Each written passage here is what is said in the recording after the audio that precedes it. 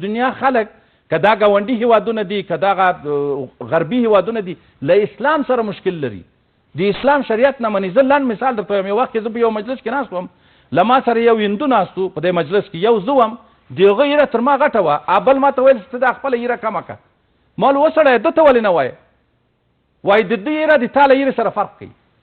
مشکل دا ده چې د دنیا دا ټول فوکس یا ټول نظر په دې کې ده چې اسلام څنګه مهار کړي او اسلام له بینه نشي وړی. دا اسلام خدای پاک نازل کړی، خدای پاک به تر قیامت ته ورځې ساتي.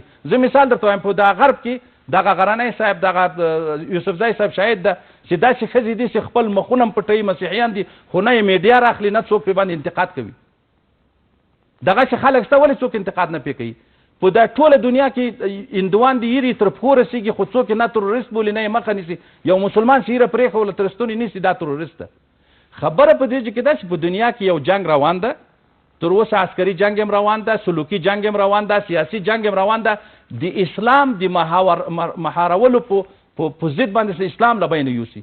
او دا زه درته وایم چې اسلام له بینه نشي وړی. اسلام ته خدای پاک الهي نصرت ورکوي او تاسې بې ګورئ چې اسلام به د دنیا بیرته بیا انشاءالله پورته لیډینګ کوي.